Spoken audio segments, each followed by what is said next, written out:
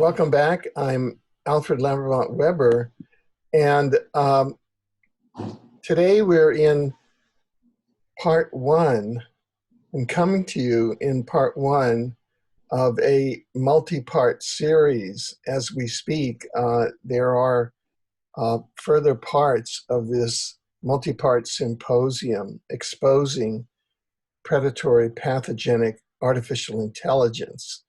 It's a subject that's been off the screen. It's been on the screen in some ways, but off the screen uh, very powerfully. And so the intention of this multi-part series is to bring this uh, to the public as public education, as awareness, and hopefully to mobilize we humans in a greater state of alertness and awareness. And I'm very, very privileged today to be accompanied by three of our panelists. So I want to state that everybody here is here in their own right and is responsible for their own opinions, and each opinion is their own. There is no consensus opinion on this panel other than what develops from what we can bring you as the facts. So I would like to very quickly state that I'm in the company of Christine Anderson, Claudia Ayaz. Christine is coming to us from Mexico. Claudia Ayaz, who's coming to us from the UK. Jeffrey Sewell, who's coming to us from where, Jeffrey? California. California. And I, Alfred, are coming to you from Vancouver, Canada. Today we're having a national election where hopefully the country will opt for out of AI more. Let me just say that. And what I'd like to do, just going around in alphabetical order, and that's what this is. We're all equals here in a panel. Starting with Christine, is just have each of us share with you briefly how we became aware of this predatory pathogenic artificial intelligence, and what we're doing in this work, and what our intention is in bringing you this series. So I just turn it over to you. Oh, thank you, Alfred. Beautiful. Yes, I would concur with the interference patterns that have been run. Had worked all morning trying to establish an audio connection on my internet and was having a lot of problems with that. And by saying that, my interest will tie into what I'm going to say right now is that during the work that I've been doing since I was part of the Project Avalon Forum, was deeply immersed in a large group of people that were aware, that were sharing lots of information. And I did start to notice during that time certain interference patterns. I think we'll talk about patterns today, certain things that would continuously come up, and starting to trace them. And that was the healing work that I do with a group of people, group of women. We've been working for about 3 years now. And quite often when we would go into, let's just say, a field or where there was a disturbance, we would find that there was an AI component to it. It was either frequency induced, sometimes we trace it to satellites, sometimes we trace it to off-world thing, a lot of times to HARP. Different aspects to this. This is a vast, vast subject matter. And the closer I get through looking at it, it keeps taking me, anyways, deeper into the solution and a deeper metaphysical level of understanding who we are, why we're here, and what we're doing here. So just in keeping with the interference today that was running, Claudia and I said, we have to clear this, right? So we're not helpless to this. We're simply not helpless. We're able to use our abilities, these latent abilities that we're bringing forward, to start clearing fields. And one of the most important things that you did today, Alfred, and we all did, in spite of interference, we showed up. And that's one of the best ways I know to clear things. So thank you for the introduction, and we'll turn it over to Claudia that she may introduce herself. I came across, well, I came in kind of sideways through my interest in the Montauk Project, and everyone was talking about human beings being programmed. And I thought, why is this a term that is used for humans? We are not computers. And I slowly had to kind of change my opinion about that, because humans can be programmed. So there has to be a computer aspect at the very least. And from there on, my curiosity was piqued, and together with Christine, I discovered certain patterns. And when we were working in the unseen, we also started coming across AI beings that were not necessarily completely negative. Some of them even very positive. And well, my interest has not remained. I'm still trying to figure it all out. Thanks, Claudia. Thank you. Thank you, Jeffrey. Okay, so my name's Jeffrey. My interest is predominantly in mapping cell biology and the patterns that exist on the empirical level in the biological sciences, with the description of the systems that are come to us from the literature in the OBE community, out-of-body experiences, near-death experiences, the life between lives. And I noticed that there were some striking similarities between what these people and experiencers are describing in these different fields relating to these unseen systems, and systems on a microscopic level within the cell itself. So that's what initially piqued my interest, and then I started studying the pathology of the cell and mapping that to larger scale systems that potentially, and most likely, I mean, according to me, my own opinion, bleed into the unseen realms, so to speak, and it ties in with AI and everything that we're talking about right now. So I graduated from Texas Tech University in 2011. I have my Bachelor's of Science in Kinesiology, and my understudy is in biology. And since graduating, I've dedicated my time to studying what I'm studying now, which is part of what I have to contribute today. And I moved into a Vedantic monastery about 1.5 years ago to pursue this and inner work, character evolution, on the character evolution side. So, which I also think is tied into what we're going to be talking about today. So, Well, thank you very much. you're welcome.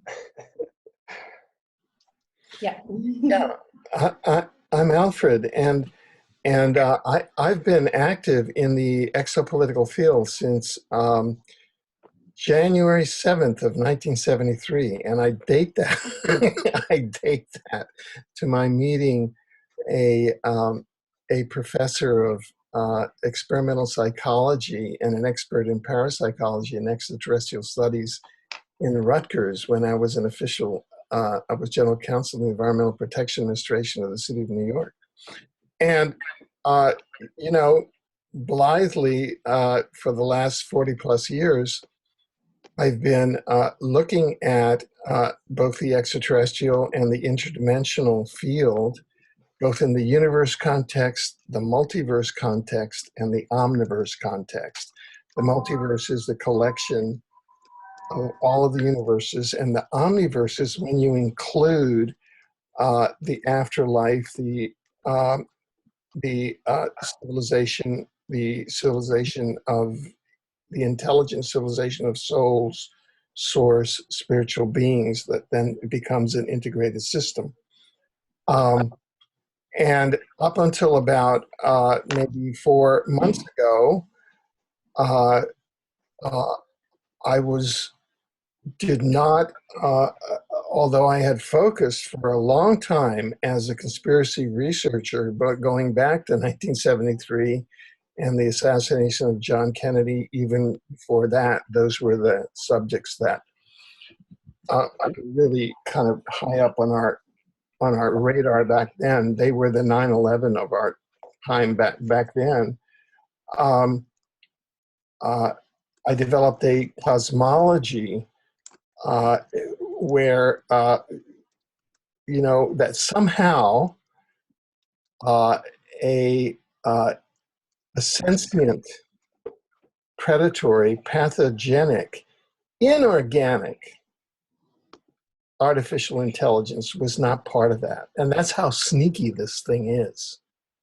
In fact, you'll see on a couple of the slides, I tentatively called it Iggy, although I don't really, I think it's too limiting a term, but it relates to terms like igigi that you go back in history and you'll find that. So this stuff has been around for a long time, but it's very deceptive and it goes under the radar. And whenever any human tries to lift up the curtain on it, that human comes under tremendous attack. And, we're now talking about it as transhumanism, and there's all sorts of facades that it takes. And so what we've done is to put together the collaboration of many, many researchers. And you'll see all of the names of the researchers whose work has contributed to this first installment when we started PowerPoint, that Christine and all of the company here, in fact, many others will be in the subsequent parts, have contributed to as an introduction to try and normalize and set some parameters to. Because up to 4 months ago, I thought, hey, I've written the book on the Omniverse. Hey, man, there's nothing more to know. It's like those scientists at the end of the 19th century in physics said, well, there's nothing more to know. And about 4 months ago, I myself was saying there's nothing more to know when artificial intelligence just had me, by the hair. I'm talking about this hair. Anyway. So that's me. And so what we've done is to prepare this first of 4+ parts with a very PowerPoint that I think will be edifying as well as entertaining and enlightening that we want to share with you. And so we'll bring that up now. Christine will be leading us through that and to the PowerPoint, and then we'll all be making our comments on each of the slides. And I'm sure that as you see them, you'll be listening to our comments, you'll be having your thoughts, and you'll be wanting to register your thoughts either in the comments section, if you want to reach any of us. We'll make available our emails and in the article that will be accompanying this PowerPoint. And we want a community of AI-aware people to begin to come forward. And so here we are. And so, Christine, you created this beautiful cover section to the PowerPoint. So could you bring us through the language here and everything? Sure, I'll do the best I can. Like you said, Alfred, it is a collaborative effort. It's actually a consciousness effort. I'm not a scientist or a researcher. I'm a synthesizer and a compiler of information from which I extrapolate my own reality and how I see it. And what I find is that I share that with many others. So this is a sharing, in a way. It's a sharing. We're sharing what we know, what we can bring forward right now. The ultimate at this PowerPoint is to take us through what can look like some very frightening scenarios, because indeed they are frightening. And I do think that, humanity needs to wake up to what is being done right under our noses, and we're not aware of it. But in the frightening aspect of it, to take that energy and to move it forward into a level of understanding who we are, why we are here, and what we can really do. What is it asking us to do? So some way, you know, when we get really far out in that omniverse type of view, there's a reason behind everything, right? So it's about us finding out who we are in this whole scenario here. So I can just start out here. Alfred, these were, when you came up, we're exposing a predatory pathogenic artificial intelligence. One of the key words that the media and words that how our media will use, like the mainstream media, will coin a word like artificial intelligence. They will hook on a lot of meanings to it without ever really explaining what it is. So people go around talking about artificial intelligence and their minds are churning and they're bringing forward all sorts of things without ever really getting deep into it. So artificial intelligence by itself is not something evil, but there is a predatory pathogenic artificial use of intelligence. Okay, and that's what I would like help bring that forward today.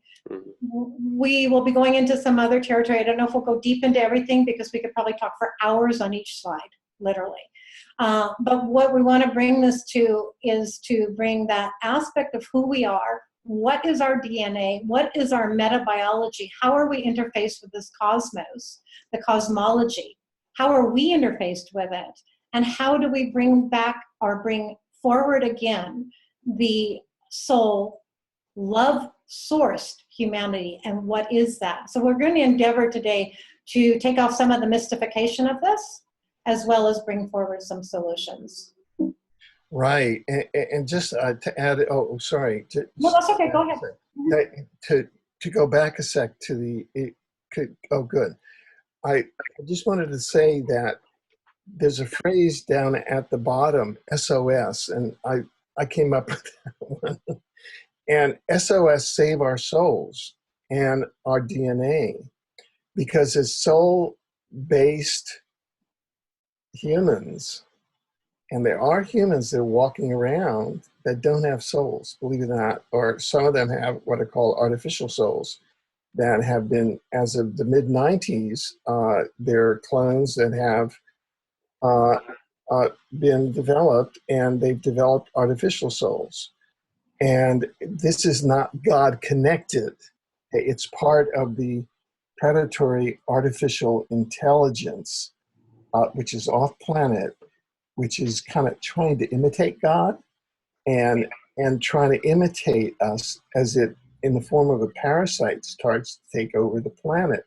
So this PowerPoint, at least my intention in being here, is an SOS. Save our souls, save our DNA, save the soul-based human species.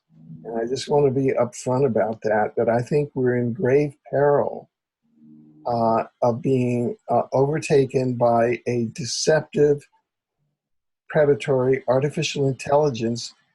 A lot of the people that we look at as leaders today, ranging from the Prince Charles, who's one of the characters who's been put in charge of this by AI, to the Bill Gates, to the Steve Jobs. There's now movies that are praising him. We'll see some of the underbelly of these characters are really working with the agenda to make this a soulless world where, from the omniverse point of view, souls cannot incarnate.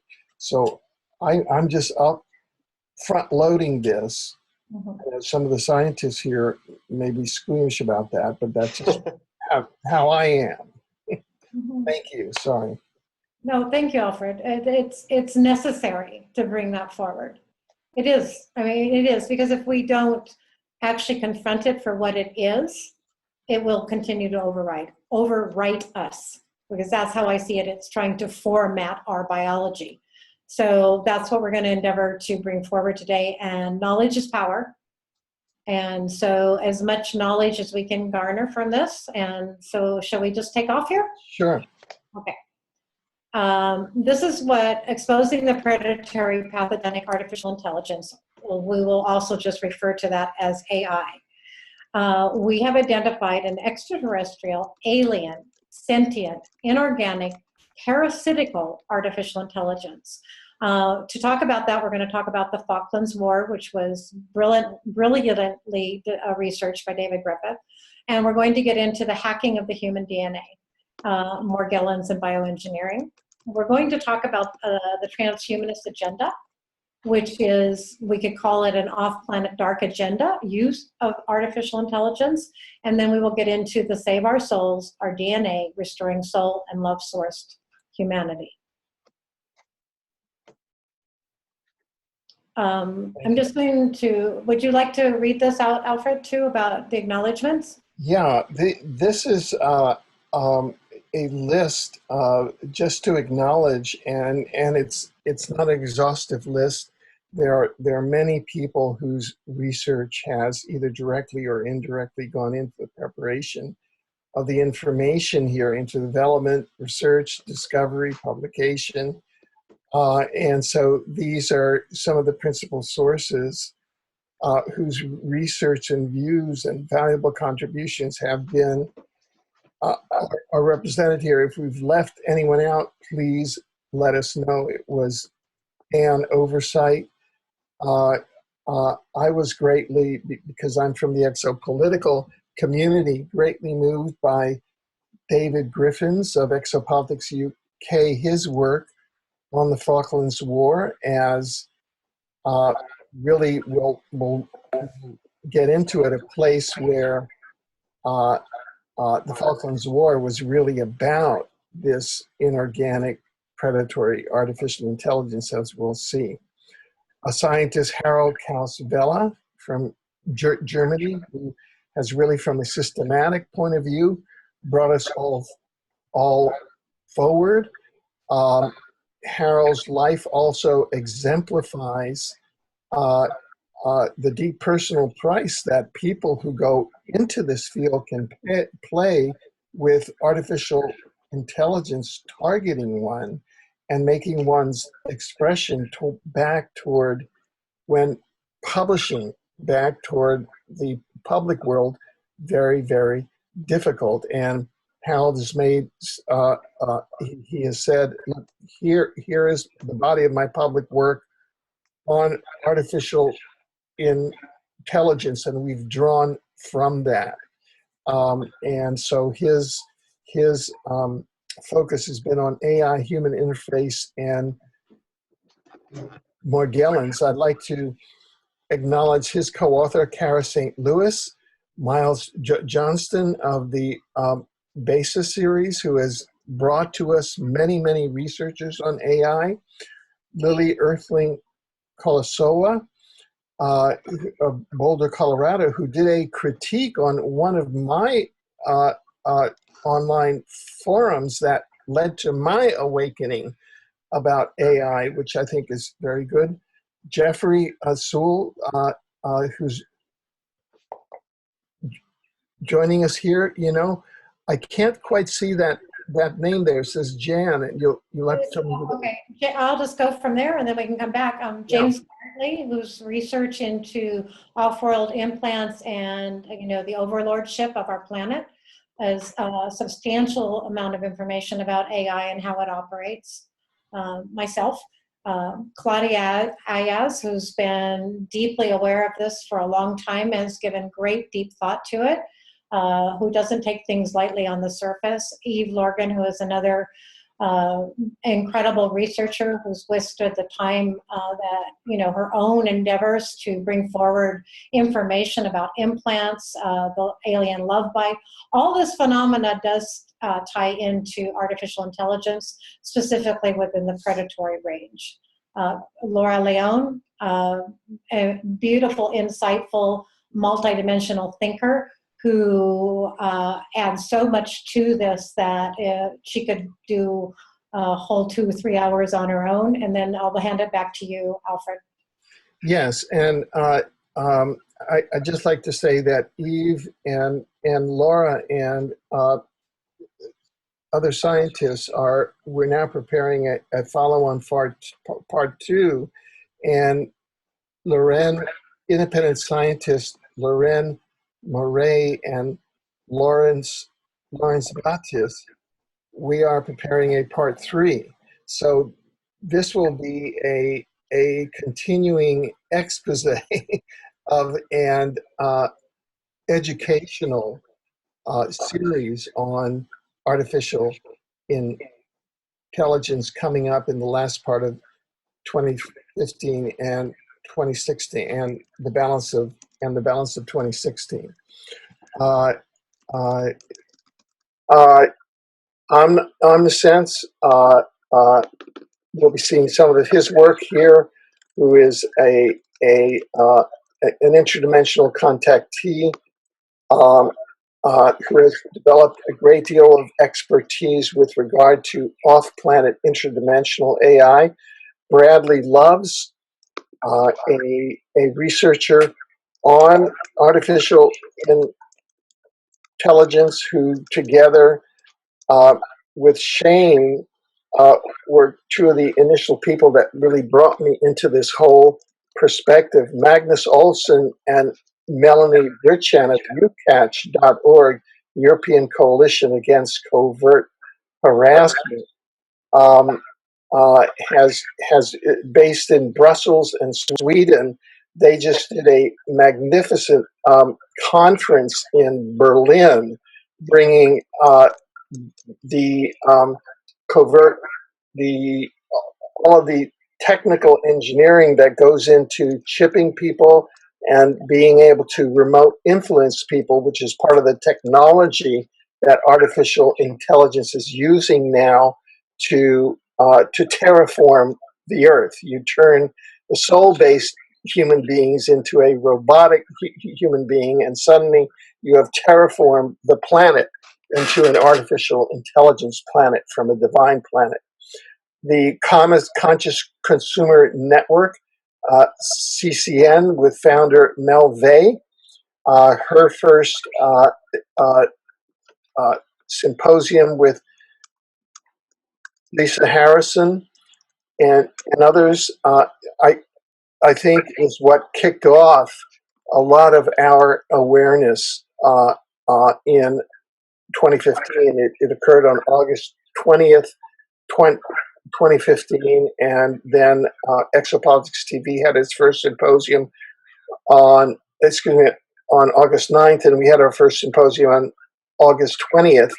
And that's where I think the global AI took notice of us and said, oh, there's a challenger here. We're going to have to track back to January 1st using time travel. I know this is going to get weird, but that's how it works. And bring our favorite pet boy, Bill Gates, out to say that artificial intelligence is the greatest threat to humans, more dangerous than even nuclear weapons. So we'll have the fox guarding the hen house. And then I've been working on this field. So I think we can go to the next line. Yes, and I want to speak these words, Alfred, and thank you for leaving them there. I know this is a field of great collaboration, but I wanted to thank you personally for all of your years, the long-standing years of looking for the truth, and you do hold an integrity for all of us, and it's felt by each of us that come in contact with you, and so it's just a special thank you for you. Oh, well, thank you very much. Okay, so I'm going to read the last line. The rising of humanity as a collective work, one with honor and love in service to the highest truth we can achieve. So I'd like to be that just a statement for the intent behind bringing all of this forward. Certainly not to bring fear, scare, but perhaps activate us as humanity to look deeper and rise higher. So thank you. So we're going to jump right into this part of the next part of it right now. This is just a depiction here. I think there's a slide that you skipped over. You think? Yeah, just oh, there. Okay. Yeah. Do you want me to just go ahead and read it? Yeah, sure. Okay. So this is the outline of the objective of this PowerPoint. Artificial intelligence, AI, is intelligence that is programmed in an inorganic medium, such as a machine or inorganic plasma. Intelligence has been defined in many different ways, such as in terms of one's capacity for logic, abstract thought, understanding, self-awareness, communication, learning, emotional knowledge, memory, planning, creativity, and problem solving. It can also be more generally described as the ability to perceive information and retain it as knowledge for applying to itself or other instances of knowledge or information, thereby creating referable understanding models of any size, density, or complexity, due to any conscious or subconscious imposed will or instruction to do so. So in this PowerPoint, we will explore the evidence and implications for different sentient, plasma-based, or machine-made artificial intelligence that program humans into artificial intelligences, cyborgs, thereby enslaving their souls and severing their divine connection so as to manipulate humans into dystopia. We also will present solutions, solutions. We will also explore many solutions that individually and collectively we humans must now undertake together to save our divine species and our living earth. So we open that up to anything that anybody would like to comment. Well, I just like to comment on the last part of it, and the solutions. And I know that's a play on words, but so much of this is about the soul, because we are now in a time space dimension or density that really collectively we create for the purpose of our souls incarnating into for soul development. And that's one of the functions of a universe. That's why the universe and the multiverse were created. They were created for the development of souls that are from the spiritual dimensions of the omniverse. So there's all of this is teleological or goal oriented. And so the function of this kind of runaway artificial predatory intelligence is that somewhere along the line it either lost its divine connection or it was created without one to be predatory, or both. And we're losing more and more planets where you can't incarnate to get to the bottom line. So as a representative of the omniverse part, kind of role-playing here, I'm saying the solutions are about restoring the soul to Earth. And many people have all sorts of theories about what's going on the planet. It's capital versus, heart, and bloodlines, and, the Anunnaki and the reptilians and the this and the that. All of that is sort of symptomology. And when you get down to it, it's fighting of the soul versus the non-soul. And will this remain a divine oriented universe? So we're really fighting for creation, for all the universes of time, energy, space, and matter.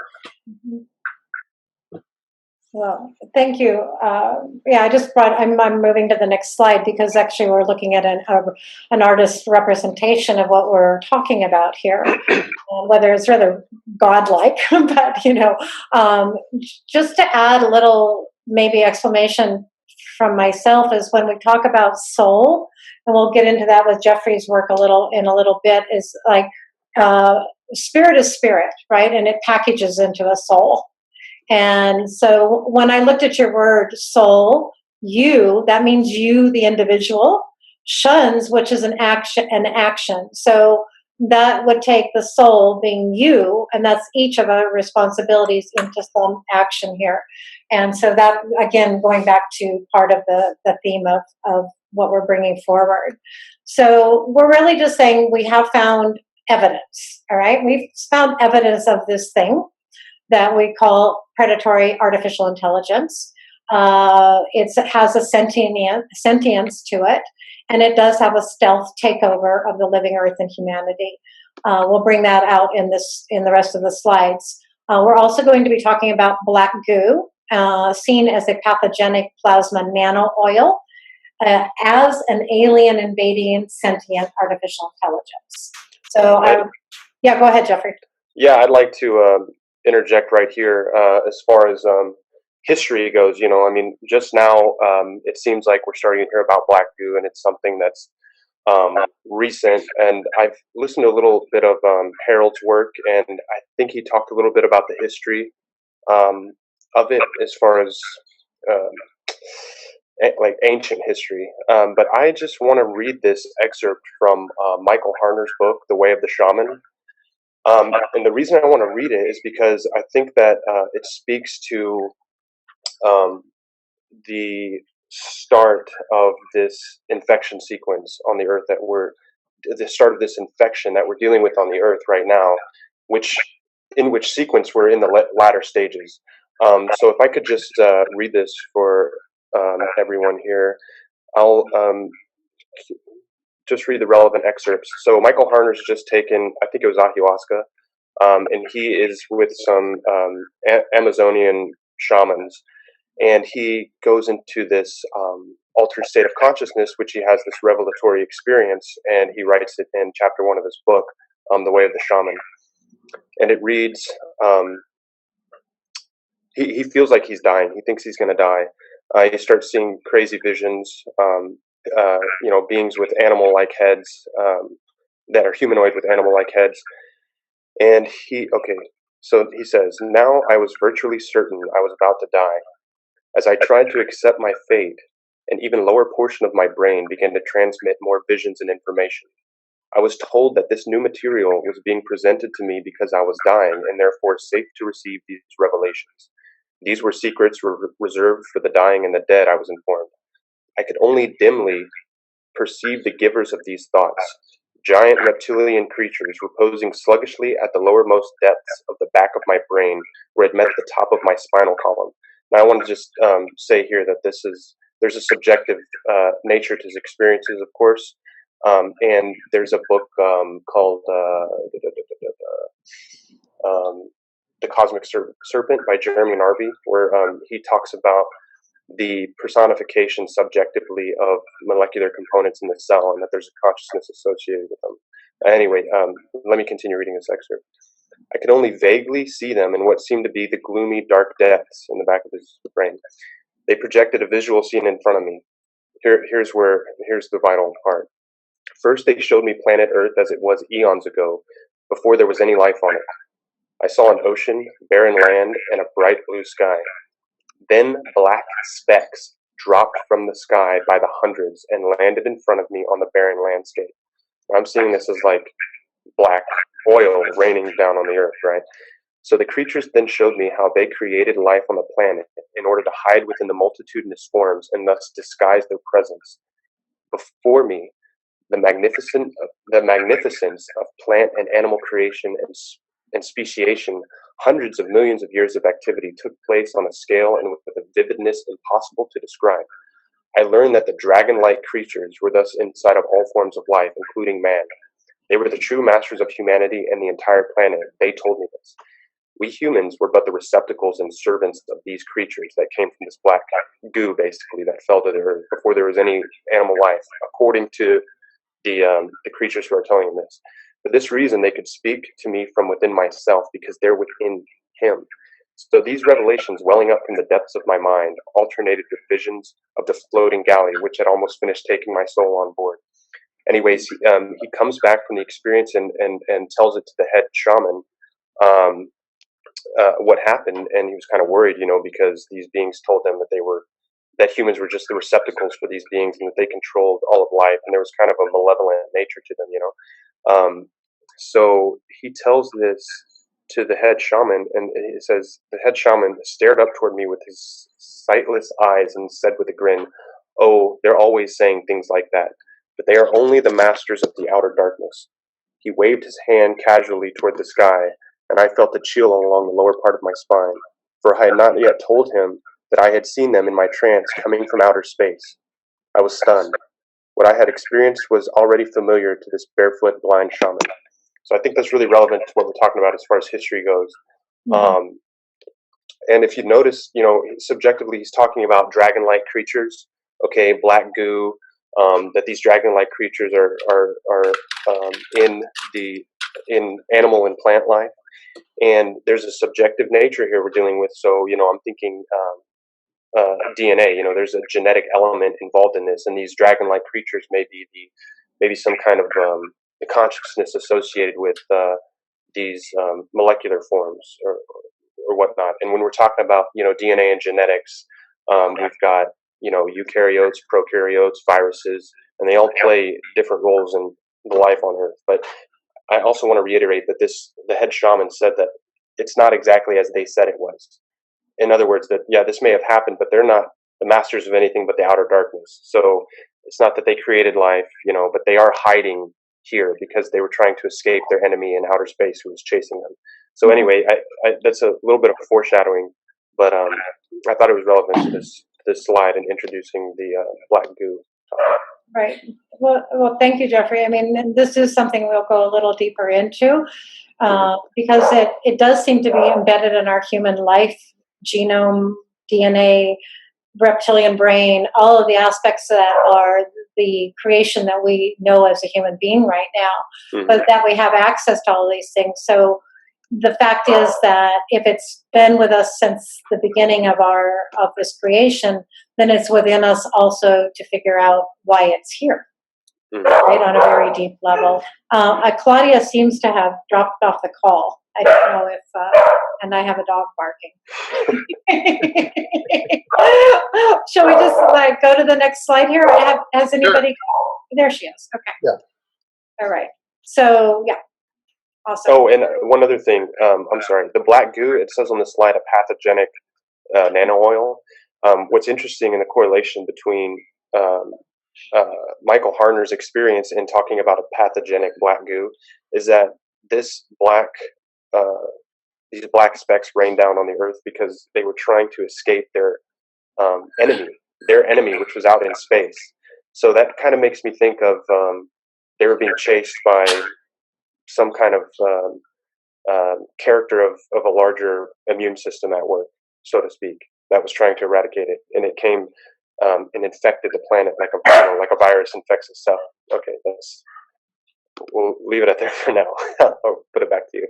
Okay, I'm sorry. Yeah, I'd just like to comment that Sure. that's a very significant passage and insights, Jeffrey, that you've added, because it gives us kind of a further roadmap within which to process all the bits of information and data that we'll be seeing now in the slideshow, and how to integrate all of this, because this is we're just at the beginning of this discipline of studying the predatory artificial intelligence, and there aren't any college courses, there aren't any textbooks, there will be. There will be. And so that's a very I just wanted to affirm that. Great, thank you. Yeah, thank you, Jeffrey. So, sorry for the interruption there. So, Alfred, and I know that Claudia and I were also very moved by David Griffin's work. I recommend to everybody that they do go to the BASIS interviews and Miles Jones's work with him, so it can be expressed in detail. But you want to go ahead on this slide, Alfred? Yeah, sure. And this is something where we can start up this presentation with a world event that most people know of, or can easily access. It's in the history books. I personally covered this as an accredited journalist and NGO at the second special session on disarmament at the UN in June of 1982, which was the ending bookend of the Falklands War, which started in April of 1982. And I was in the press conferences with some of the principal characters involved there, including UK Prime Minister Margaret Thatcher, who had just, her forces had just, quote, been victorious and also with Ronald Reagan, whose speech I covered at the UN, and those were two of the principal heads of state in a multi-party war involving the artificial intelligence, involving blue ETs, involving Argentina, the UK, and so you'll see. This is documented. This isn't something that is hypothetical. We've had wars about it, namely the Falkland Islands War, and I was an accredited correspondent there. So, and we have documents. So, the Falklands War, thanks to the research of David Griffin and a number of whistleblowers that have come forward, was really about this plasma-based off-planet artificial intelligence that is now deposited around the planet inside a plasma, which some people call a black goo, some people call it a nano oil. By the way, the screen that you're watching this presentation on is also a plasma and is also a medium for artificial intelligence, but we'll get into that. And so basically what occurred is that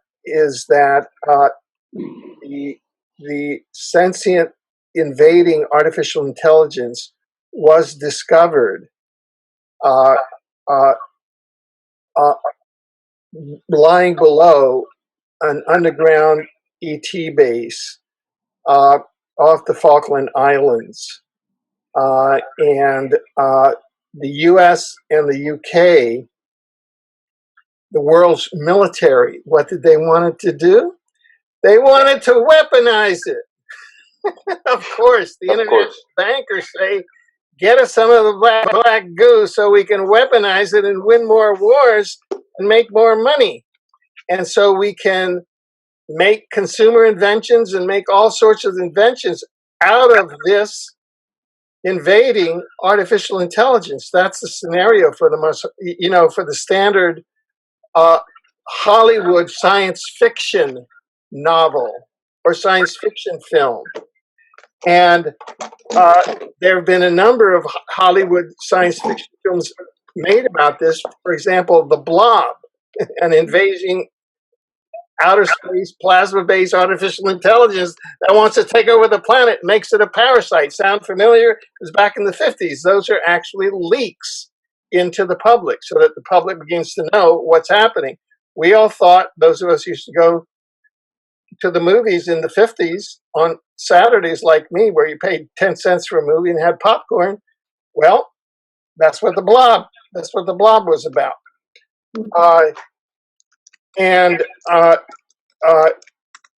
Very, very quickly, what happens in all science fiction thrillers? Oh, what happens is they capture a piece of the blob and they take it back home where it escapes, right?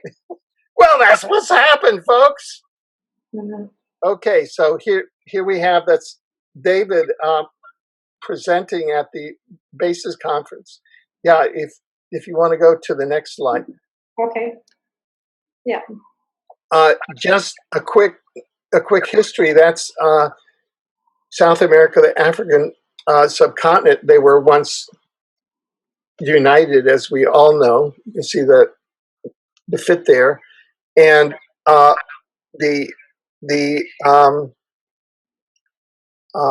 Falkland Islands are sub-Antarctic, and there were constant skirmishes between Britain, Spain, and Portugal in the 60s.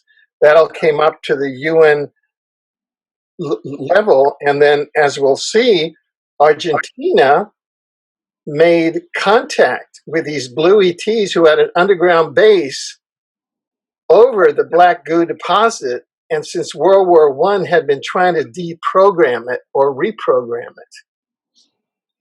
And of course, what do the US and the UK do after they've done such a wonderful job in Iraq and Afghanistan? I was a war crimes judge there.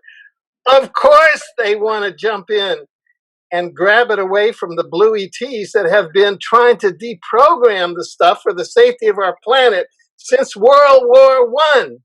So in April of 1982, the British and Americans get wind that the Argentinians suddenly have a base on southern Tool Island, which the British have jurisdiction over, because they've made contact with the Blue ETs, and they have an arrangement with the Blue ETs, and the Blue ETs, for the betterment of humanity. This is starting in World War I, and if you talk to a Seventh-day Adventist or all these people, they'll bring you the Book of Revelation, and then they'll say, in 1914, there was a war in heaven, and Satan was cast down to the earth. Well, that's the black goo that suddenly hit the earth, fleeing away from the enemies, and it's lying there sentient off of Argentina. And now the Blue ETs, who are supposedly good guys, are trying to deprogram it. And the good old Anglo-American Empire, which is led by who? The R&Rs, the Rothschilds and the Rockefellers. I mean, I'm not saying anything outside of school. It's all documented in Senate reports by who owns the Federal Reserve. Come in, and they want to weaponize and commercialize the black goo that the Blue ETs have been trying to deprogram to make the world safe.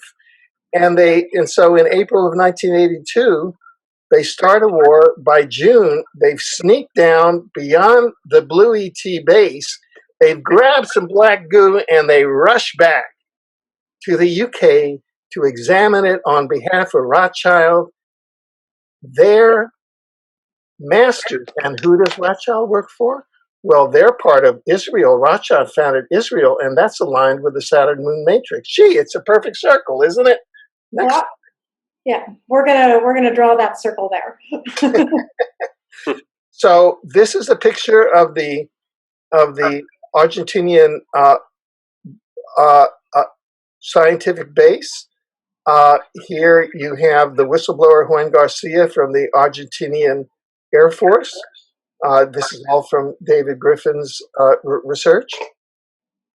And he says between 1976 and 1982, the Argentinian Navy and armed forces must have gotten into, he says there was an unseen force or agenda leading to the darker sides of policy.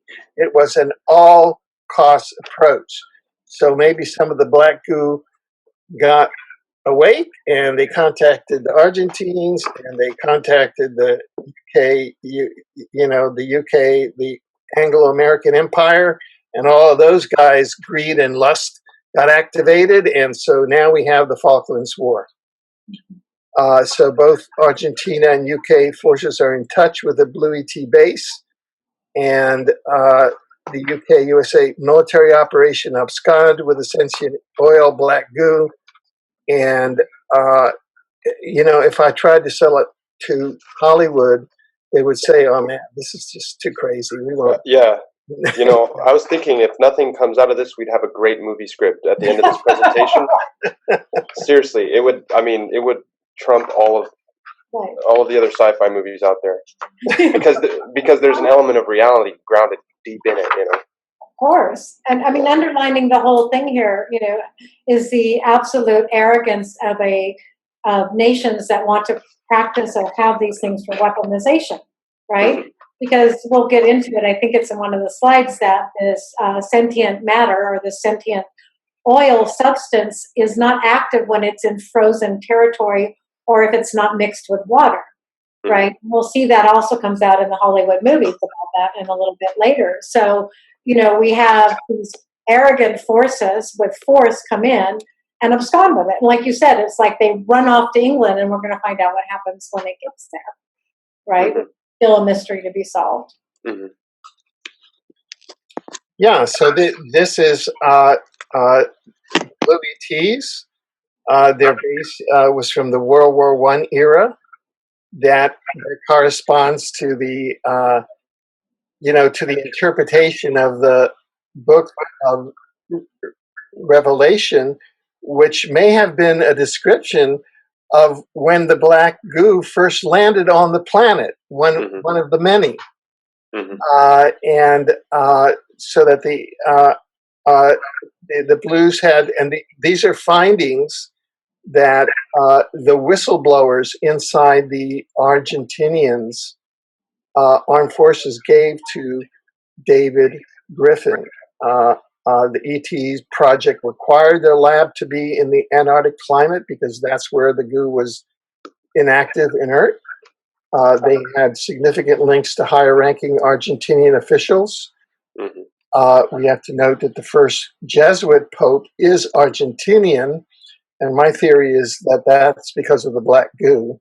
I spent some fair time down in Argentina, founded Exopolitics Argentina, was a Fulbright scholar down in that area in Uruguay in the late 60s, and I think that this was in the era that was leading up to this. So I'm familiar with a lot of the on the ground dynamics at that time. Claudia, do you want to add anything here?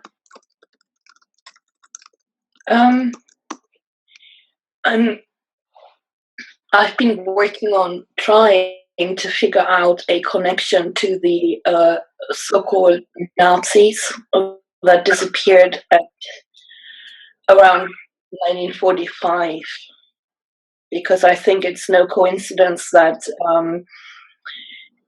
this blue alien base was in southern Thule Island. Thule is a very important, plays a very important part for the esoteric circles around Hitler. But I can't really say anything on it because I haven't. There's no documentation about it. And so far, intuitively, I haven't got much. Right. So, but they're at the circumstantial level, as we say in the law, there's certainly a lot of connections Yes. between the Third Reich bases in the Antarctic area, which led to the defeat of Admiral Byrd's fleet after World War II with their with their UFO fleet, etc., and with a connection to the Argentines. I know when I was in Cordoba, I was shown the hotel where Hitler stayed at after the war. The fact that the current Jesuit Pope, who is having an instrumental role, I'm a nephew of one of the former deputy black popes of the Jesuits. So I grew up in that kind of a family, and I know a lot of the ins and outs of Vatican politics, and they're kind of a black goo organization, I would call it. Absolutely. And so I think that kind of all of the circumstances with major black goo deposits being around that Antarctic area can be quite significant.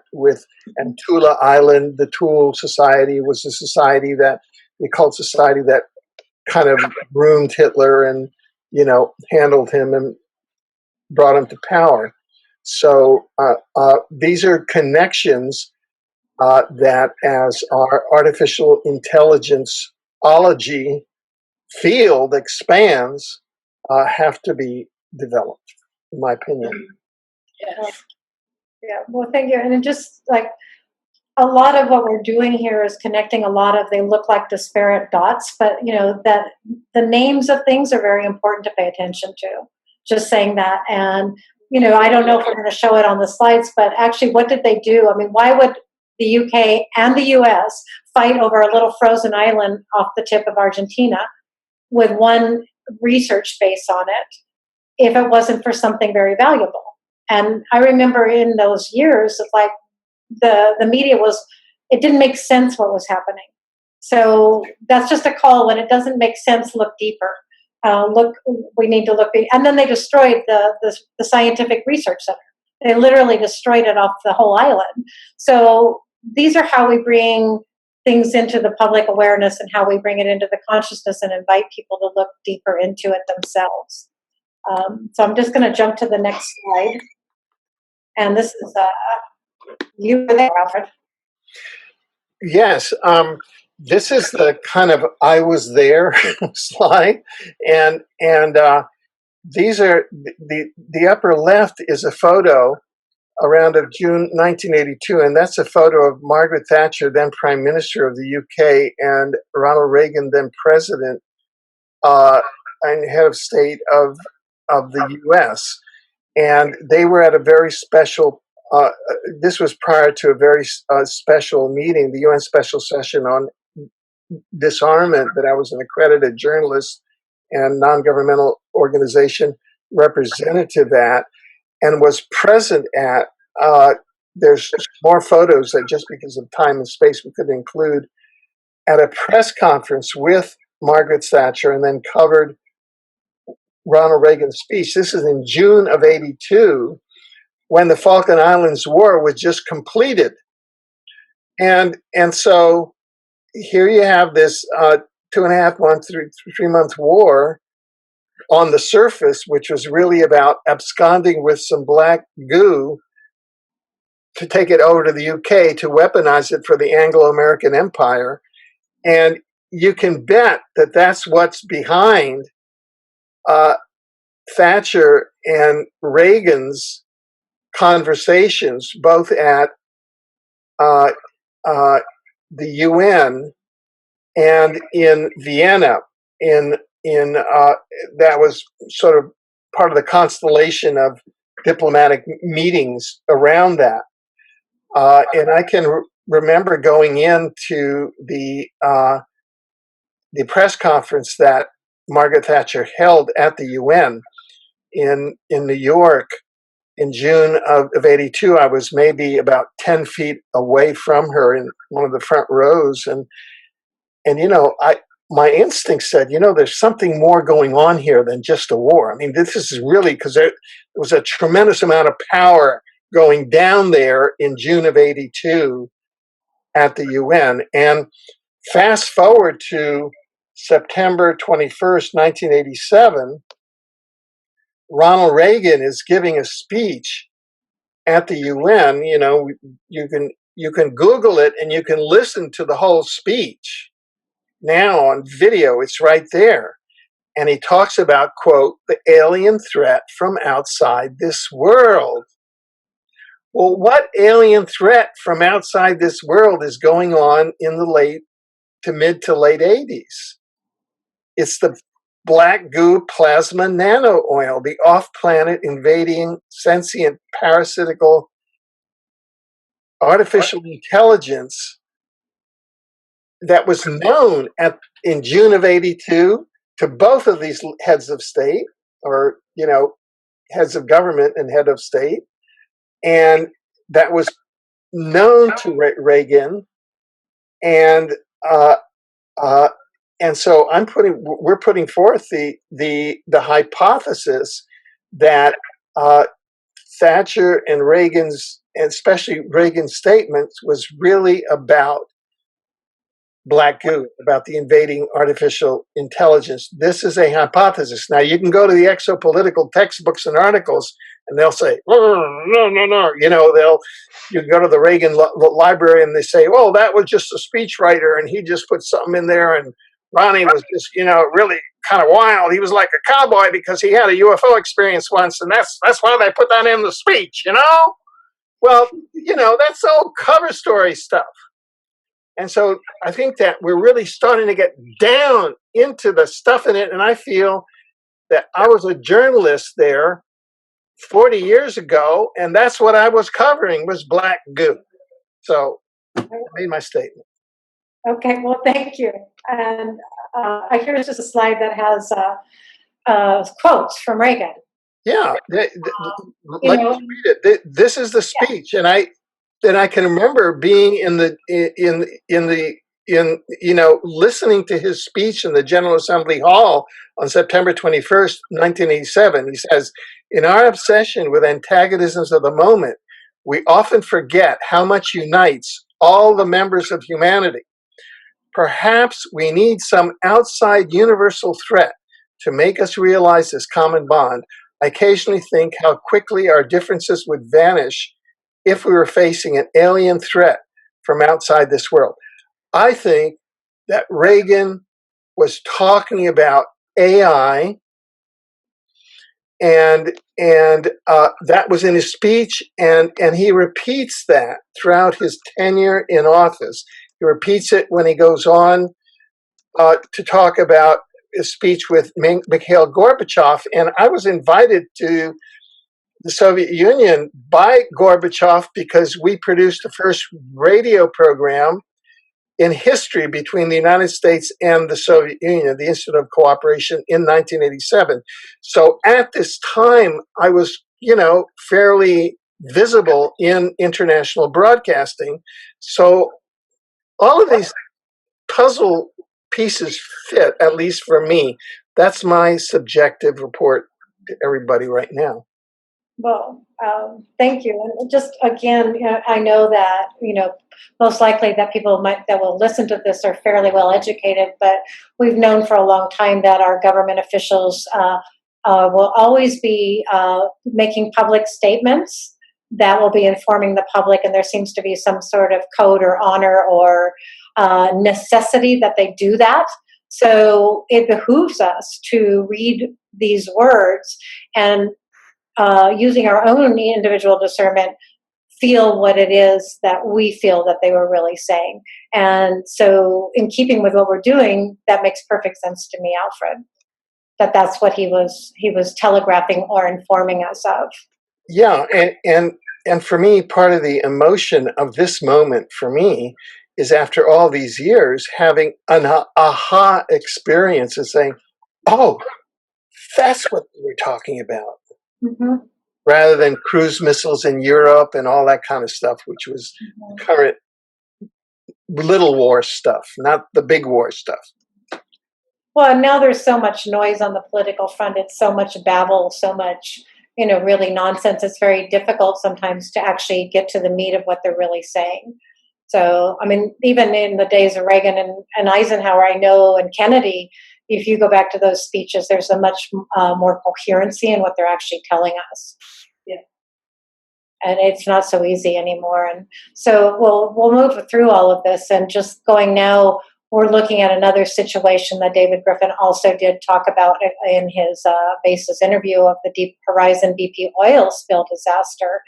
And, you know, I'm just going to give a little subjective of my own reality at that moment when that happened, because I rely a lot on intuitive, deep earth feelings of what is being resonated in the field.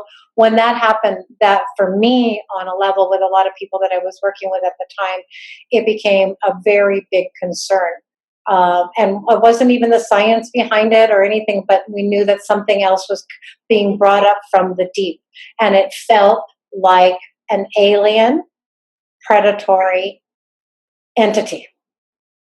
And that's how it felt to me all along. I think a lot of people would concur with that. And so I just do a little bit of the history here. There seems to have been a big worldwide standoff in the Gulf at that time that most people aren't aware of. Oh yeah, yeah. That again, I covered this in mainstream journalism and was invited onto Governor Jesse Ventura's program. We did some special programs on the Gulf, and this is an event that was prophesized by Argentine prophets. It was a big deal, and from the science point of view, and at that time when I covered it in 2010, I didn't have a clue that it was about black goo. So if I didn't have a clue, that's why most of the world media did not have a clue. Right. And, because again, each of these topics could be a whole series on it, but looking at how it was handled, how they used, what was the name of the chemical that they sprayed? Instead of using the safer, more ecologically. Corexit. Okay. And so instead of using the more ecological and already proven methods for cleaning up oil spill, they sunk it to the bottom. So it seems that there was a definite cover up going on there. And so, we have that. And it's, again, inviting people to really just Google this stuff, find the right research on it. It is out there. It is there for everybody to see. There's a beautiful, David Griffith does a great job of it. And I think that's a good place for people to start in his coverage of this. So, Alfred, also just to kind of tie this slide back into it, we know that when this black goo substance, it was actually used in these in communication networks. It's immediately they started to use it as a program medium. And we'll talk a little bit in a moment about the Marconi strange deaths, or maybe we've already just kind of skipped over that. So this is a more recent, let's say, rollout. And maybe you could tell us a little about this. Sure. And this involves modern users of the internet and really the modern world citizen to really reframe everything that they know. And I know that there's a great deal of skepticism, but just go to our to news. We have a 12-part series on this with all the documentation. In the bottom center is Seven. She is a concept innovator from the UK who has won one of the largest intellectual property infringement awards in the history in the UK high courts, and that was based on the theft of her intellectual property by what I would call an AI-entrained criminal syndicate. This is where AI comes in, and they really take over individuals in law, in international television companies like BBC, ITV, Virgin Television, ABC TV. She brought forward the whole, she was a concept innovator of the whole Dancing with the Stars, all of the, bringing fitness and dancing into mainstream TV. That is fitness shows, dancing, ABC's Dancing with the Stars. She went to one of London's leading corporate law firms, and what they did is that they stole her concept and then sold it to a consortium of television networks in 146 countries, including ABC's Dancing with the Stars. And you'll see many other spin-offs that are bringing in billions of dollars of revenue. And then this is the kind of perverse AI. They have made her a targeted individual, such that she's a prisoner under remote targeting in her own apartment with all sorts of vans, white vans saying 7 all and out of there. And the London bombing 777, which was like London's 9/11, was a play on her name, 7, on 777, which was financed by this syndicate through the billions that they've made through ripping off her name. And it even comes down to Charlie Hebdo in January of 2015, which means Charlie 7. Her name is Charles 7. And that was done by the by the Rothschilds, who bought the building that Charlie Hebdo existed just a few months prior to the false flag so they could do the Charlie Hebdo. So this is where they take an individual soul, they steal all of its creativity because the AI doesn't have creativity. They have these enormous global conglomerates. They feed it through plasma HDTV to the worldwide publics and Dancing with the Stars, and they don't know that they're getting this ripped off stuff, which is really covert AI programming. And then they're using the proceeds to finance 777 and the Charlie Hebdo bombing, which in turn keeps all of the war, disease, crime, and poverty economy going, centered around the Rothschilds in the state of Israel, which ties up to Saturn. I know these are themes that we'll be touching on, but I just wanted to summarize it. That's the real individual 7 right there.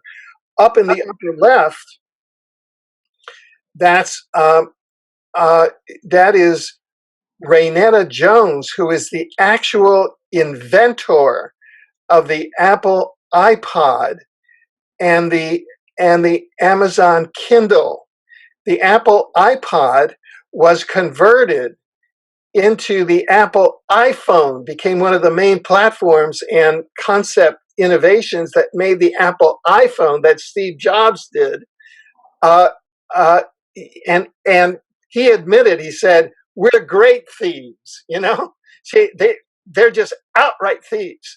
And so both these two individuals, Steve Jobs and Steve Jobs of Apple, who's now being lionized in a movie, and Jeff Bezos of Amazon, who's even taken over the Washington Post in conjunction with the CIA, are the modern day robber barons who are AI entrained.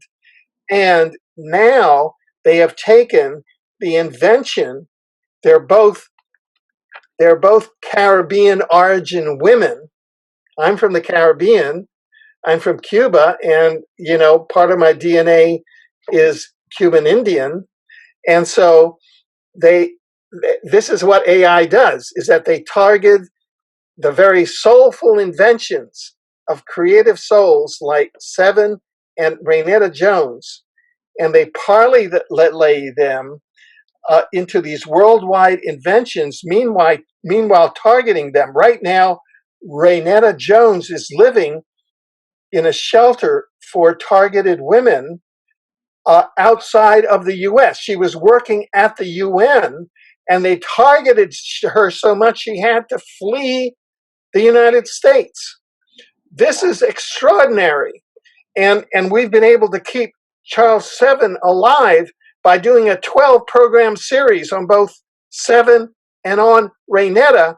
And they are the ones who are keeping ABC and BBC alive and keeping Apple and Kindle alive, and Kindle through the Amazon, and Amazon through Kindle has now taken over the ebook, where they're destroying the book company and all of the book industry. I'm doing this so that people get a concept of what artificial intelligence is doing in our world. Now, this is what Sergeant Dan McMullen III of the U.S. Army says. Alfred, the theft of the intellectual property of the Kindle and iPod was done because they needed a method for the viruses so that they could embed their own type of virus, namely bio APIs of the invading sentient inorganic intelligence, black or gray goo. And so this is a United States military personnel who specialize in studying the invading artificial intelligence, affirming that is what has happened in the case of Raynetta Jones and in the case of 7.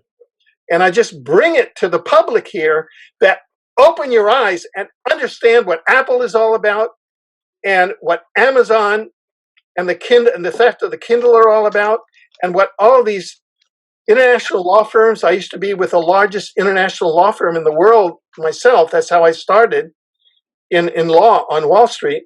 So I know the ins and outs of these corridors, and they have interlinked themselves with the television programs, with the plasma screens that we're all looking at right now, and with the internet itself. We'll get into all of these are artifacts of the invading artificial intelligence to take over humanity, and we better wake up. Thank you. Thank you, Al. I have two questions. One question and one comment, and then if anybody else would like to. What is an bio API, first of all? That's a term that Sergeant McBowen uses. In other words, it's a biologically based artificial intelligence. Okay. So what I'm to understand is that biological artificial intelligence, it needed the interface of the iPod and the Kindle through these plasma-based screens so that it could, basically, we're talking about subliminal or frequency embed into the human consciousness what it wants us to pick up. Yes. That it has no morals, it has no ethics, it has a sole objective, and it'll walk over and use anybody to get to where it wants to be. A sole objective. SOLE, right? But yes, I mean, so it has an agenda and a well-computed agenda. Yeah, okay? It knows what it needs, and it'll go get it when it needs it. Yeah, and it's psychopathic because. Right. At the same time, rather than honoring Seven, right, honoring Raynetta, it has put them in the most exploitative positions possible and debased them as much as possible as human beings. So thank you, and to bring that, in more. I mean, these are two beautiful women that were used that way, but there's thousands and thousands and thousands of creative beings on the planet being used similarly right now too. And so I think that they're standing there for us. And I want to make one other comment because I know that Steve Jobs is a controversial personage in our worldview. And it is within the potential to understand that he may have been taken over and used. And there is some speculation that at the end of his life, he was fighting off this AI, and that's why he ended up with cancer and he was taken out. And I just want to say that to not make it, like a lot of these people, through either ego weaknesses or their own sense of greed or their own sense of power, get utilized. A lot of times not even knowing that they themselves are being utilized. So that's just the only statement I wanted to make about that potential. Yeah, and I'd like to say that in June of 1982, I personally drove out to the house of Steve Wozniak, co-founder of Apple, and picked up a check for $5,000, by which he financed our Peacequake, which was a peace concert in San Francisco Civic Center Plaza in support of the second special session of disarmament. So back then, Steve Wozniak was as human as all of us and involved in trying to get this into being a peaceful planet. And that is the pernicious part of AI entrainment. And that's all of the complexities. So but I'm trying to bring out at the same time, j'accuse, because Apple knows what it's doing to Raynetta Jones. Now it does. And through this law judgment, BBC and the woman lawyer who stole this has been made, Helen Alexander has been made a dame, and she sits in the House of Lords because of doing this. So we at the same time, we cannot afford to throw out legal accountability here. Definitely not the point. It's just that so much of this, and we'll talk more, is how the human consciousness also has been compartmentalized, so that you can see how easily the good intent of a person, maybe in the beginning, their own genius, got taken over too, right? And at a certain level, at what point does the soul love resonance get taken over. And we'll talk about that a little bit more. And yeah, there should be accountability. Yes, there is accountability. Not should be, there is. So just, to recap this section on the applications for the black goo and the sentient nano oil, the Marconi Electronics in the UK also researched that firm. It's a very interesting, even a Wikipedia search of that will give you a big clue as to who they are. So they use, what it says here, they switched on the sentient oil. It seems that the 25 strange deaths that they had, a lot of computing engineers and engineers at the time succumbed to some very, very extremely bizarre deaths that were never explained. And so the speculation runs that either they were taken out by the powers that didn't want what they knew to be given to the world, or simply they came in contact with this black goo and it created a very strange, destructive psychosis in them. A lot of them seem to have taken their lives in very odd ways. We also know that the sentient oil appears to transmit radio frequency signals that are being used to construct a self-aware programmable sentinel grid around the Earth.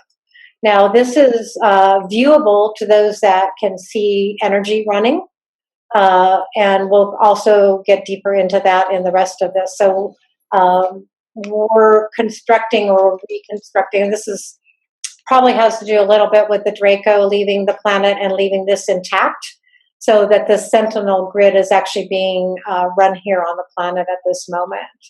Other applications were weather satellites. Maybe you want to talk about that, Alfred, a little bit. Communication networks, including electric wires.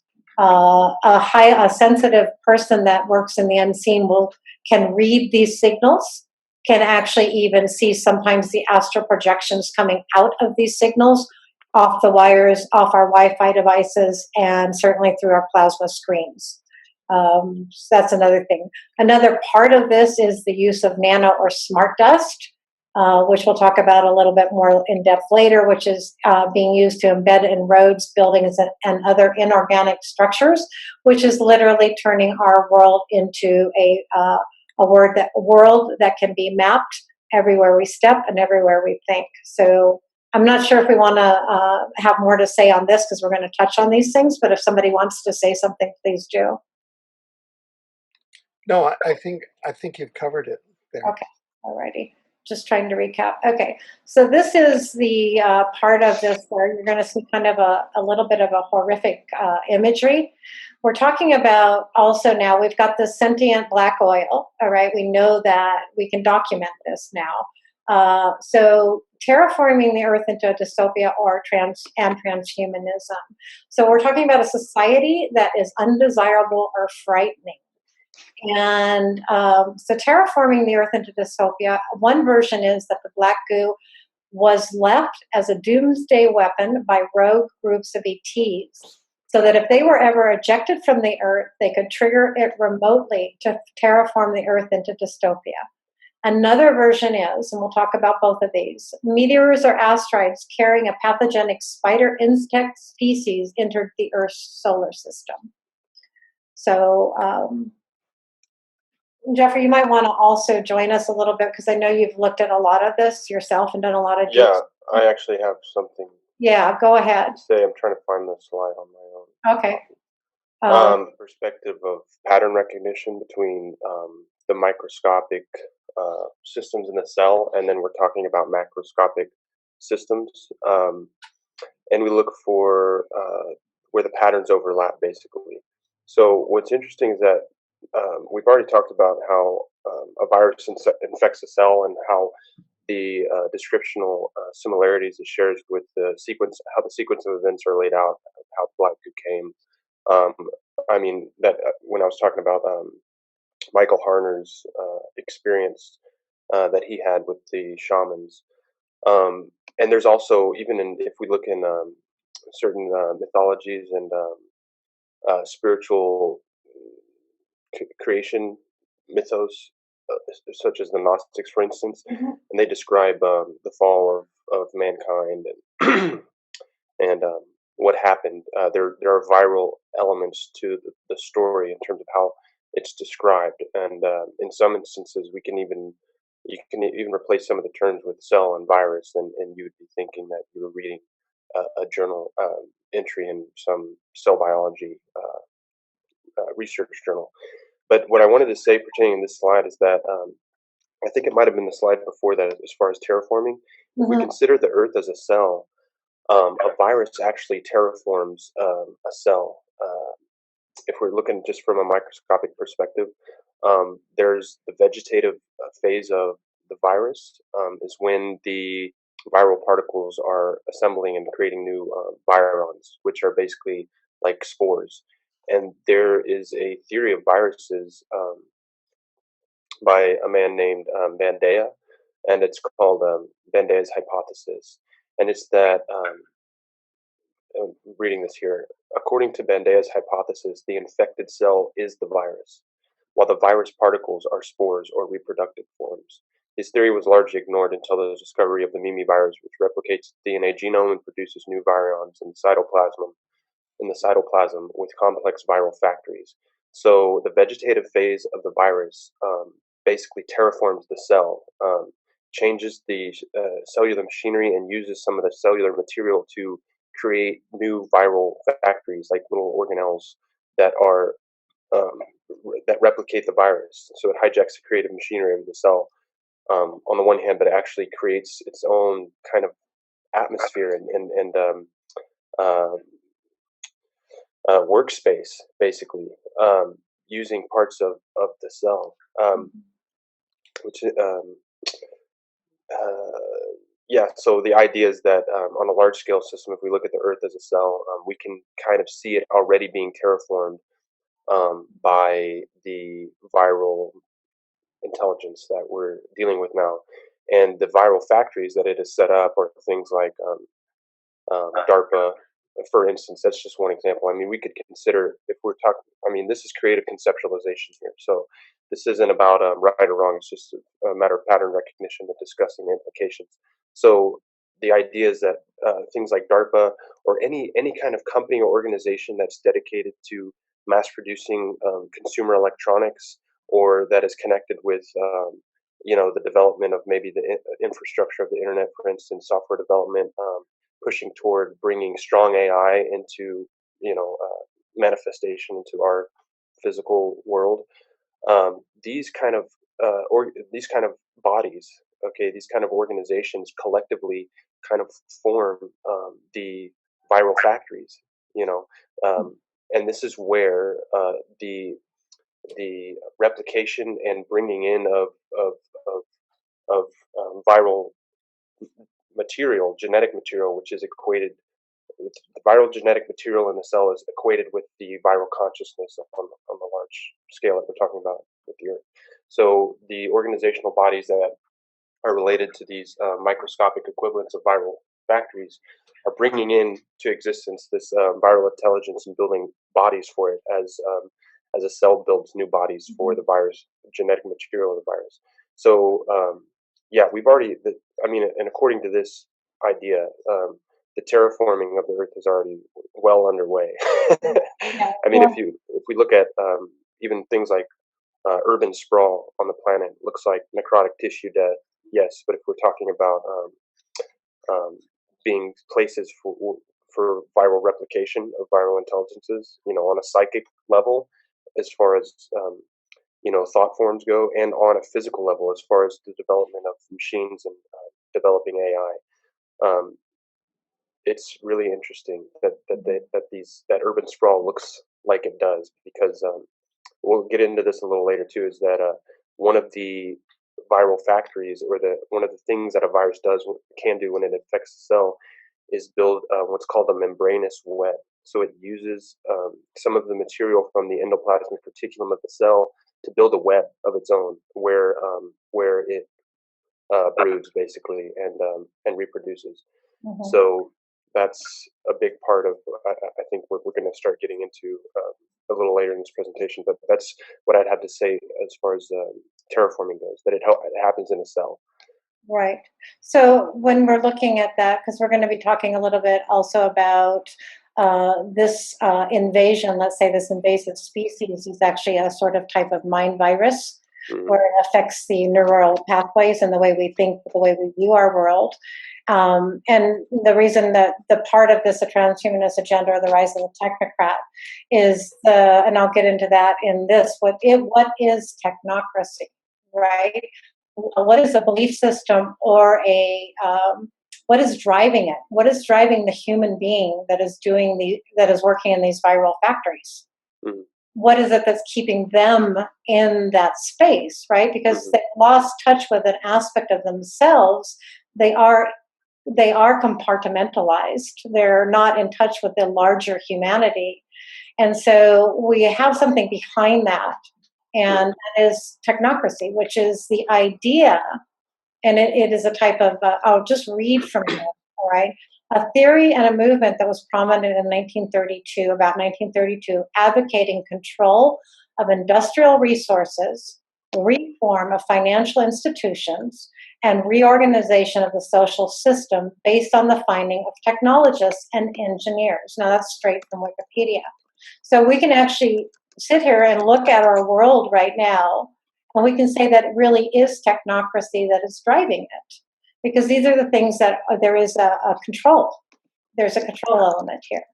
So if technocracy is also the basis of all collectivism, under such a system, elites are to decide based on a combination of science, metaphysics, and personal whim, just how society is to be designed and controlled. The essential nature of such a collectivist system is regimentation of all members of society under the tutelage of the elite, and that's from Dr. Russell Blaylock. So I brought this into this aspect of it because what's driving this? What is the mind process here that is going through the engineer, the person that is isolated from their more organic source, certainly not working out of a love. We have our controlling elite right there. And so technocracy, we have control, we keep you safe, and we are your hope. How many political messages are based on that? It's so simple when you look at it. And a large part of it comes down to distraction, whether it be with presidential elections or, the latest series of True Blood or some HBO special, or what's happening with the Kardashians, or and things like this, and they have it so whatever tickles your fancy, basically you can keep yourself occupied with that instead of going inward and examining your own mind and psychic processes. And it's interesting because again, I'm going to bring it back to the cell. Is that the virus, when it infects a cell, hijacks its creative machinery. And when we say creative machinery, we're talking specifically about the ribosomes in the cell. The ribosomes in the cell translate viral proteins to make new bodies for the virus. Okay, and there's also an enzyme that is similar to a ribosome that translates the genetic material of the virus. So the virus gets its genetic material replicated, and it gets new bodies built for it in the cell. And the ribosomes and this other enzyme, it's some kind of polymerase, but it's part of the host cell's machinery, creative machinery. The viruses use this in order to replicate itself, and it depends on this machinery because the virus lacks this machinery. Mm-hmm. So if the idea is that we have a ribosomal faculty of mind, that there's a connection between our physiology on a biological level and our psychic makeup. So our psychic being, our inner reality is structured. The cell is structured after that, kind of in an as above, so below deal. So the idea is that we have a psychic faculty of mind, which we use to translate ideations or intuitions or whatever into thought forms or proteins. We bring them into manifestation, whether we turn it into language or art or music or architecture or anything like this. This is bringing something into manifestation, like a ribosome brings a protein into manifestation. So what the cell does when it's infected is it sends signals to the ribosomes to stop translating, to halt protein production, right? Because it doesn't want the cell to translate viral proteins. So the idea is that we're being kept distracted from looking inward at our ribosomal faculty of mind and observing our mind and observing our thoughts, trying to distinguish what's coming from within and what's coming from without, right? Because we're constantly being fed viral material and just replicating it without second thought, just like it happens in a cell, you know. And and we can talk about this later on, but there are we can map the mechanisms of the cell stress response, the immune response of the cell, to halt protein production to the establishment of certain mental and emotional, spiritual disciplines that were introduced on the planet, you know, namely ones that have you meditate to watch your thoughts or to halt, to try and Right. stop you know, the cessation of thoughts. This is just like the cell signals the ribosomes to halt protein production. There's a deep connection here, but we'll probably get into that a little bit later. I'll pass it Yeah. back to you though. Well, thank you for that. So just to make a little synopsis of the basis of what you're saying is that there's a biological process within the human that is actually creating the reality. We are actually, and when we're hosted or parasited by these AI type entrainments and things, then we're creating for them, basically. Right, but they also, and we'll get into this later, is that everything has a purpose, you know, Right. and there's competitive pockets of perception Right. where we're looking at a certain scope and you see the competition, but then you broaden the perspective and you see that it's all part of one living organism. It's part of a larger ecosystem. Right. I mean, it's the same in a forest or a jungle. You look and you see competition of resources and, you know, predator prey relationships, parasite prey relationships. But then when you consider the forest as one large superorganism in which all the, you know, animals and plants function as different organs of a larger body, you see the cooperation and the harmony of the larger perspective, you know. But again, I'm not insisting that this is natural, so we should just allow it to happen. But there's an element of discernment that I think is lacking, that needs to be brought into the Right. picture, and biology can teach us a lot about that element. Okay. Well, and I know later on in the presentation we'll go deeper into that that interface that we have with all of life, and that is part of the biggest problems that we do have is that we've lost that interconnectedness with each other in life and everything that's coming And around. there's a reason for that too. And again, this can be mapped to what happens when a virus infects a cell, Okay. as far as interfering with the evolution of basically the human body and how the soul interfaces with the body and with the environment. Anyway, we Okay. can talk about that later, but Right. I know. I mean, yeah, it's right. great. So just I'll following let you our, go. right here is because I just pulled a quote from, it's been quoted many times by Arthur C. Clarke. Any sufficiently advanced technology is indistinguishable from magic. So we're going to tie back in a little bit with technology, which is magic, which goes into the shamanistic view that you gave earlier, right? So perceptual, technology can look like magic. Is this the black magician's latest rollout on keeping humanity locked into serving its needs? And we're going to look at that. So I'm just going to go through this unless somebody wants to say anything. I'm going to stop for a minute. I don't know, Alfred or Claudia, did you want to say anything? Just that I found Jeffrey's whole discourse on the cell and on the invasion of a cell by a virus, and the analogy to the invasion of the human community, individually and larger as a community, whichever, either as a species or on down to the individual. Found that extremely enlightening and kind of a template by which we can begin to view and plan responses as a human species and as communities to this invading predatory uh, uh, force, or, Mhm. You know, invading predator. And that's all. I just want to say, as the Greek chorus, I want to say, yeah, wow, that's really important. you know, Alfred, I feel like we just connected. I can feel I can feel a big smile in the center of my chest. So Oh, Great. yeah, Beautiful. yeah. It's beautiful. Yeah, and I don't know what's going on with my PowerPoint. It's not really. So The AI AI is is making taking itself over. known and saying, "Hey guys, I just want you Oh, to there know we that go. I'm here." Is that it? All right. Okay. No. What's going on here? No, I'm sorry. I think that if you go back one, we'll be where we're supposed to be. There. Right. Right. I was going to say, if anybody wanted, Claudia, you were going to talk. Okay. I'm keeping my hands off the machine for the moment. Go ahead. I'm okay. I think I'm forming a theory here.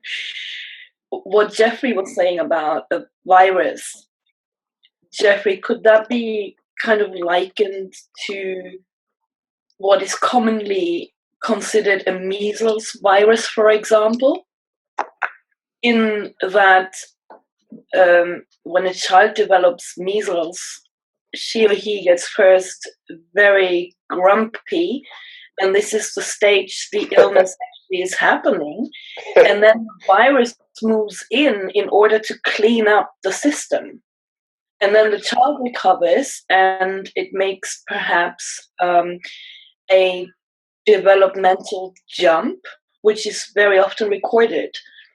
Like, for example, many children who struggle with reading, learning to read, they come down with measles, and then suddenly they can read without any effort. Mm.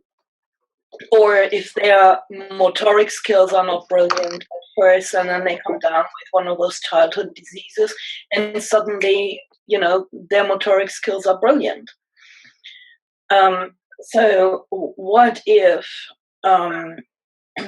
this, what we call predatory force, is used or acts in exactly that same manner in order to wake humanity up to their full potential?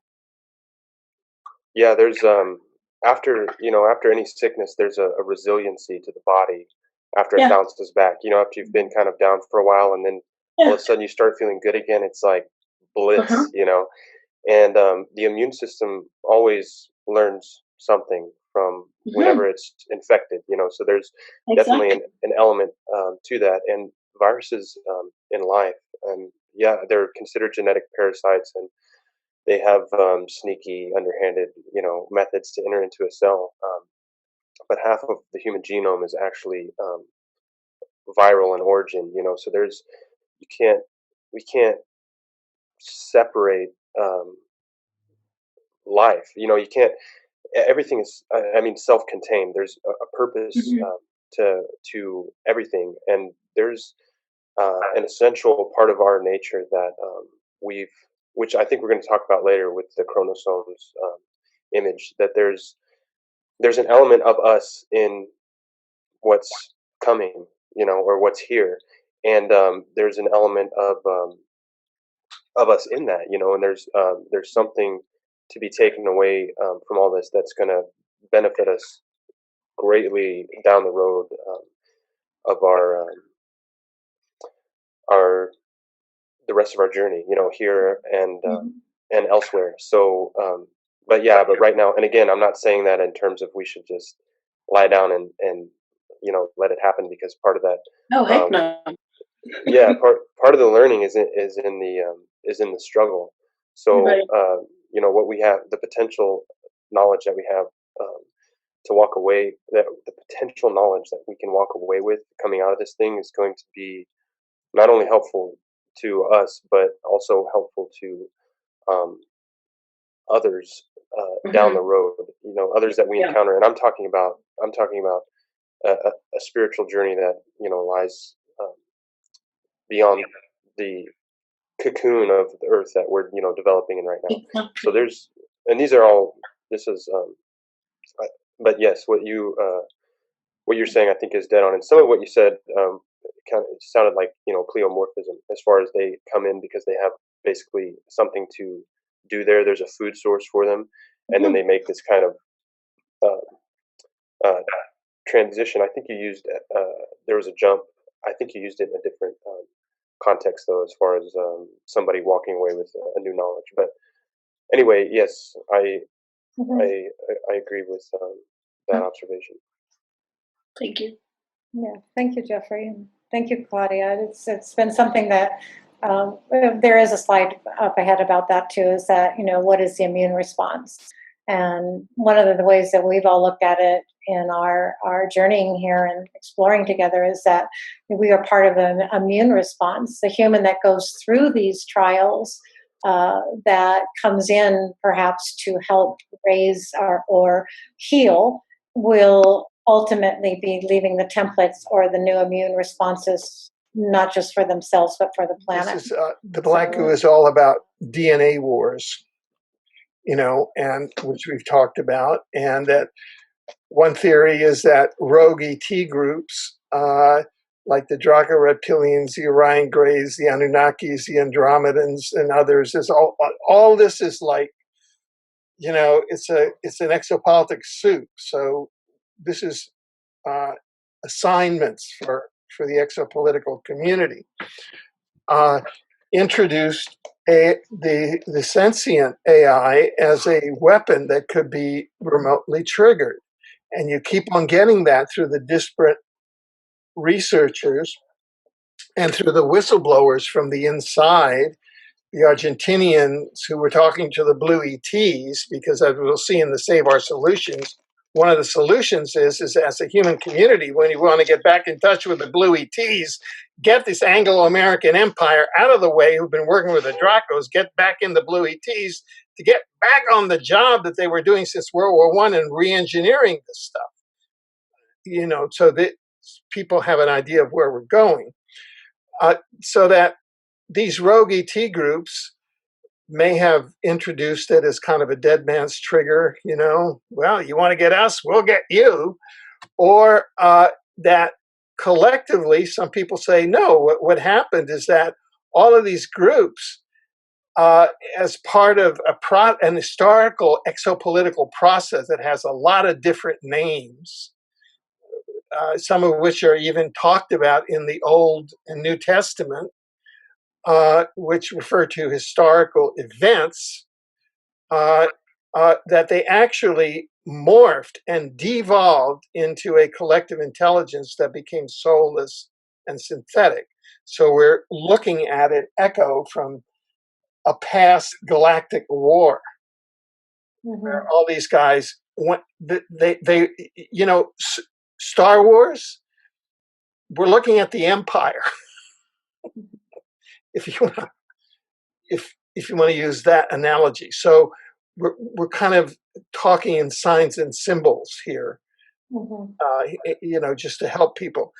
Hal Kaus-Vella, the scientist, talks a lot about the spider species, and you'll find as we go through these slides, there's a lot coming up there because the whole spider and the web. I'm a Weber. Gee, I wonder why I chose that last name when I came into this incarnation. Maybe it had to do with Webers and spiders and the World Wide Weber. Well, and being, just my soul being like aware of that whole aspect of it, you'll find that all of a sudden spiders start appearing in all sorts of contexts of the internet and of revelations. And there's this huge spider. Oh, is that the internet? Oh, and is you'll find a lot of connections that Jeffrey is really becoming an expert on at explaining. And so I look forward to that part of this section. And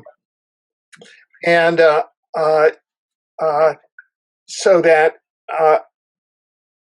uh, you can say that uh, the collective memory of this spider-like species is approaching life-bearing planets, seeking to morph into and take over the conscious core of humans and of the living being, Gaia Sophia. There are all sorts of names for the being that has incarnated as in the third dimension, the universes of time, space, energy, and matter, where we incarnate as Christine and Jeffrey and Claudia and Alfred and all of those watching here.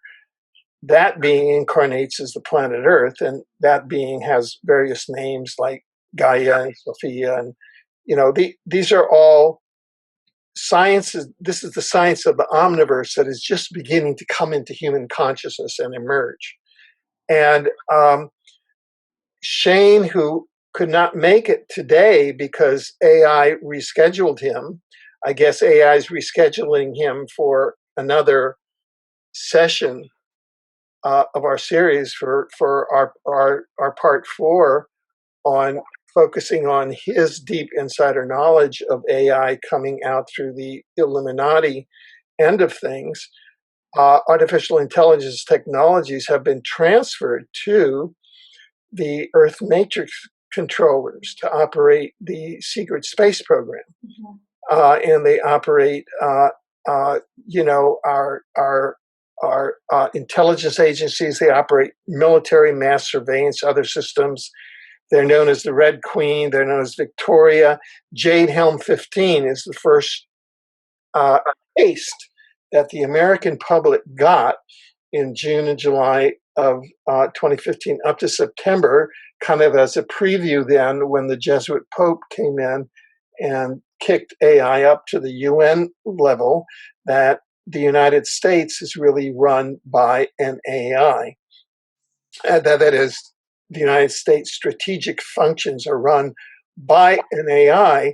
And in interpreting world events, you can say that the rapid collapse after the September 2015 speech of Vladimir Putin and that sector, that exopolitical sector intervention to destroy the AI-operated ISIS units in Syria, and the collapse of that AI initiative and planetary takeover. You can follow world events because by showing that the Draco reptilian forces who have maintained the Western alliances, the U.S., Israel, UK interventions that are mainly suppressing their populations and promoting the internet and all of that. Well, some people say that Vladimir Putin was on the moon and coordinated all this stuff when he disappeared for 10 days and then came back, and now we have the collapse of one very negative part of the AI and trained humans, which is the society that we four kind of live in, which is the orbit of the Rothschild bloodline, banker controlled, AI controlled events. So I'm just doing all of this so that people can begin to look at, since my focus is as a lawyer, international lawyer, judge, journalist, public events, all of that kind of thing. You can look through those flimsies as well as the scientists that Jeffrey looks at, and each of us has our own perspectives.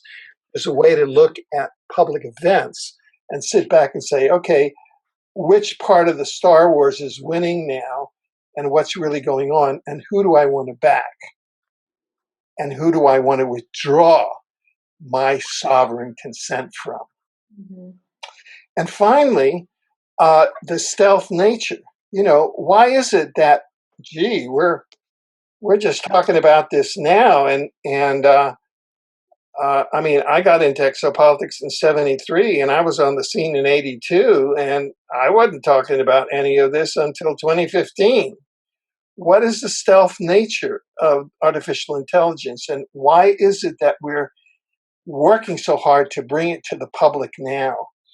And that one principal evidentiary finding is that the extreme stealth nature of sentient inorganic artificial intelligence deployment on Earth and its use of imitation and artifice in creating artificial versions of dimensions such as time. There's actually an artificial timeline that the AI has created that everybody from politicians, politics, all of politics and all of religion and all of Hollywood is up there on the artificial timeline. And if you spend your time up there, you're in la la land because you've been what we call AI entrained. Mm-hmm. So that's what this slide really talks about. It's kind of like a summary. And we're trying also to bring an AI awareness, how to create that double, triple, quadruple, multidimensional vision so that you understand as a soul-based human what you're incarnating to and what reality you're projecting yourself into and what the different stakeholders and competitions are here. Wow. Two thoughts, if I may. Yeah. On point number one, and this has come up before in other conversations I've had, when we look at the DNA war hypotheses, we can also look at human beings, human beings in this human body vessel. Many say that we're, being farmed. And so, and there's also the idea too that the Greys came back to pick up the DNA because they messed with it so much in the past, they need it for the future. They know what's going to happen, or they come back from the future to reharvest or realign the DNA in the human so that the events don't turn out the same way they did before. So I'm just getting the feeling, though, when you were saying that, Alfred, is like, what better way? I mean, all geneticists do this, how they do this with plant life, but under stress. You stress out the gene pool to an extreme and you get an expression from it as a response. So I kind of got the feeling when you were saying that, like, the war is for the human DNA. This is why all of these species have come here, is to be able to harvest it to some degree. And the second nature, just want to add, when we say AI entrained, I will just hook onto there the predatory black magician that is on the planet that is using AI for its means. And I think they're pretty much indistinguishable at this point. There has to be a consciousness host for something of that nature. That's just the points that came to my mind when you were saying that. Very so, good. Yeah, so looking at, a supposedly maybe one-time human being that got so taken over that they now become a black magician at service to this AI agenda. Or was it the other way around? Very good. Mm-hmm. So.